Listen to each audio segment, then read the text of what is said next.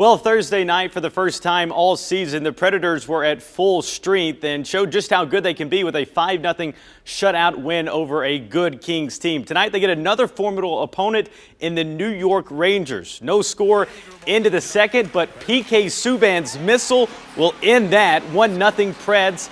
Late second period now, Craig Smith going to come up with the steal, and Kevin Fiala lighting the lamp. Preds up 2-0. Pecorine holding opponents scoreless for over 171 minutes until this one gets through.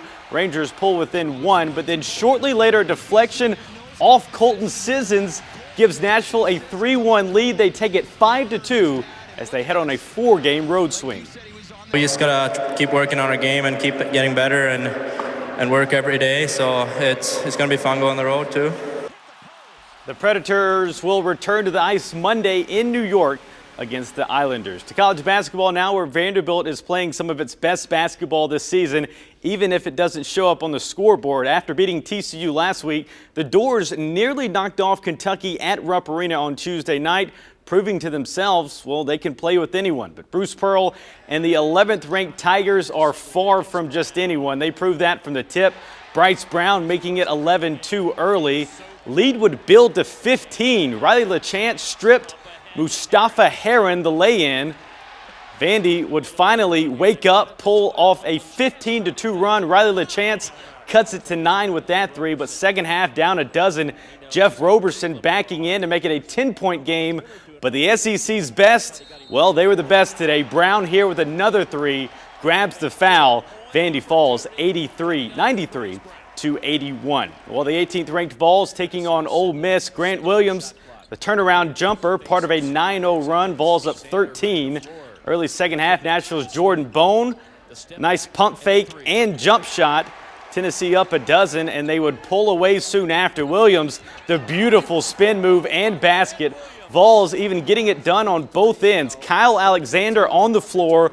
Bone ahead with the assist. Jordan Bowden, who wanted the oop, will settle for the lay-in. UT wins by 33 and is now in sole possession of second place in the SEC. Elsewhere in the SEC, number 21 Kentucky visiting Missouri. Up 4, Tigers find Jonte Porter. Mizzou up 7. Second half, Kentucky cuts it to 1. Kevin Knox underneath, gets the board and the putback. A nice play there by him. But the Tigers go on an 8-0 run and never look back. Jordan Barnett, the swish. Missouri gets their first ever win over Kentucky. As for Middle Tennessee, well, no one in the nation has been as good away from home like the Blue Raiders have. Kermit Davis's squad stands at 9-1 in true road games, which is the best in the country. Saturday night, the Blue Raiders taking on Charlotte. Middle going to their bread and butter early. Nick King had a game-high 24. His partner in crime tonight, Antoine Johnson, gets the steal and gets out ahead for 2 of his career-high 23, which helped the Blue Raiders, who were without Giddy Potts in the second half due to an apparent hip injury. But here's Brandon Walters off the backdoor screen. Middle going up 11, but Charlotte would pull to within 3. But Tyreek Dixon all alone in the corner, coming up big again for Middle, and they escape with a 78-73 win. Well, OVC leading Belmont on the road at Morehead State. Bruins find a wide-open Nick Hopkins. He drains the 3. And then in the second half, Bruins up 14. Hopkins finds the man with a hot hand, Kevin McLean, for 3. And then later on, McLean going to drive in between 3 defenders, gets it to go. He had a game-high 25, and Belmont wins. They're now on an 8-game win streak. Other scores to show you, TSU, they get a win over Eastern Kentucky, 73-60. They're now winners of 4 straight. For Austin Peay, they have no trouble with SEMO, 96-81, the final there. And Garrison Matthews pours in 28 for Lipscomb, but it's not enough as they fall to NJIT, 81-77. We'll be right back. Well, winning in the NFL isn't easy, and winning on the road is even more difficult. But for the Titans, winning at Lucas Oil Stadium seems to be impossible. Since its opened in 2008, the Titans are 0 for 9 in Indy. Now, if there's a sign that losing streak will end, turn to October's game when the Titans ended an 11-game losing streak in the series, but Tennessee knows that game won't help them against the improved Colts.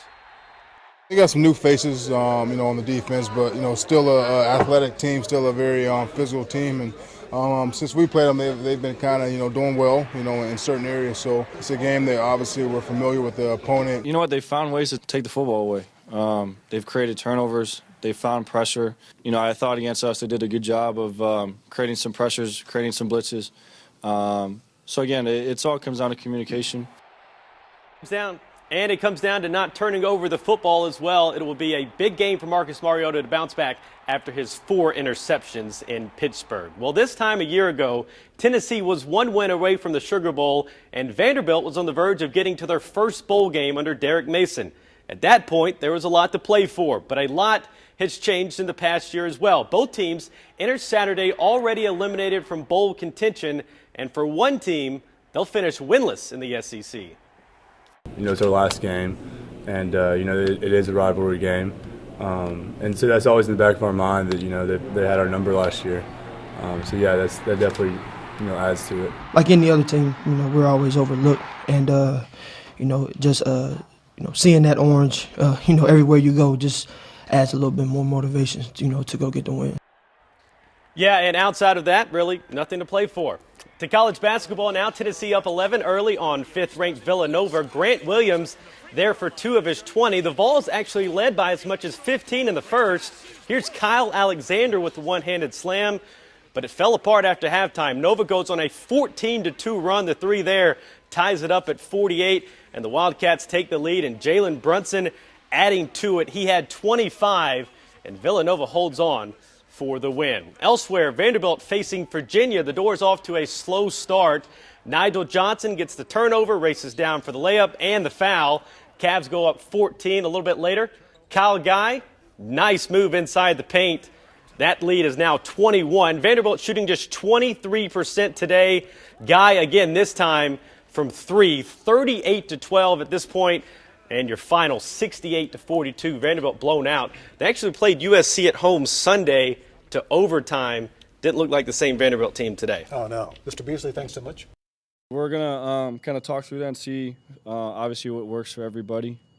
With that being said, it could be in the middle of the offseason, it could be towards the end. We're just going to try to figure out what works for everybody. All right, well, whether you celebrated July 4th weekend already or you're waiting for this upcoming weekend, it's clear that Marcus Mariota hasn't started his yet because reportedly this past weekend he gathered with his receivers and tight ends to get in some extra work before training camp begins. It's a good idea for the offense that's learning a new scheme under new coordinator Matt LaFleur. Now, it's also important for Marcus Mariota, who's looking for a bounce-back season, but the Titans' new play caller isn't worried about them figuring out the X's and O's. I think anytime you get a new scheme, I think it's going to be some different. First of all, it's different terminology for the guys, but the guys that have been around, this is pretty much a copycat league, and there's a lot of similarities between a lot of offenses in this league. During this kind of short break, it's an opportunity just to continue what we've done out here on the field and just to continue to build on that.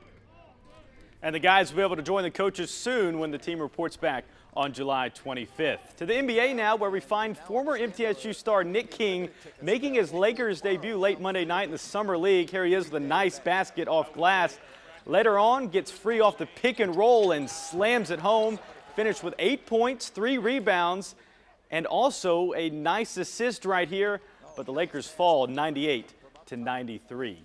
To the tennis court now, where Tennis Sandgren of Gallatin is looking for another Grand Slam run, this time at Wimbledon, but it's hard to do so with shots like that from Novak Djokovic. He'd win the first set 6-3, take the second 6-1, and win the third set over Sandgren 6-2.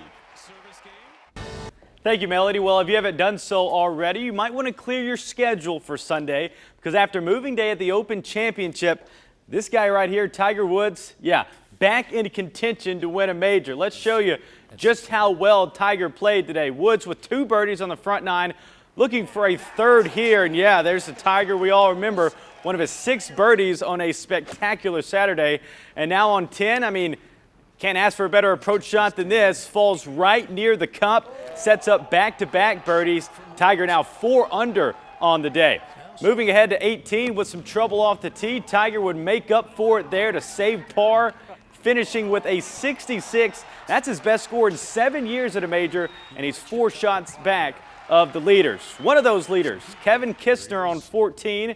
Eagle putt here, going to come up just short. He shot a 68 and is 9 under par. The other leader, Jordan Spieth, he's the defending champion. This birdie putt puts him 9 under as well, with Xander Schauffele heading into tomorrow's final round.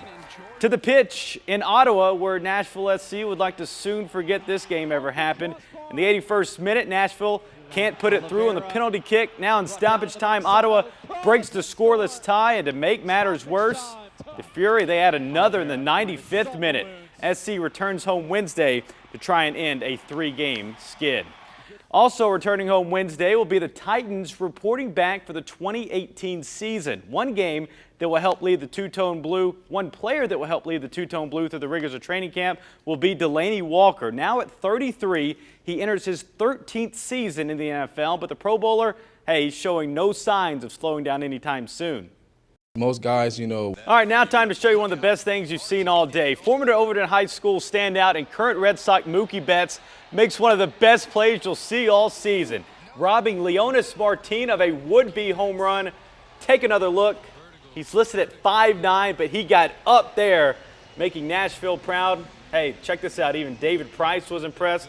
Allen's impressed. Oh, yeah. I mean, he has a shot at winning the MVP this season, especially with plays like that. How long is his highlight reel? About 3 hours? Oh, he's had a couple of those, and he's even better with the bat. I mean, He's just amazing. Absolutely. All right, go Mookie. We Right. keep saying that all the time. We're all rooting for him. That's right. Thank you, Justin. Well,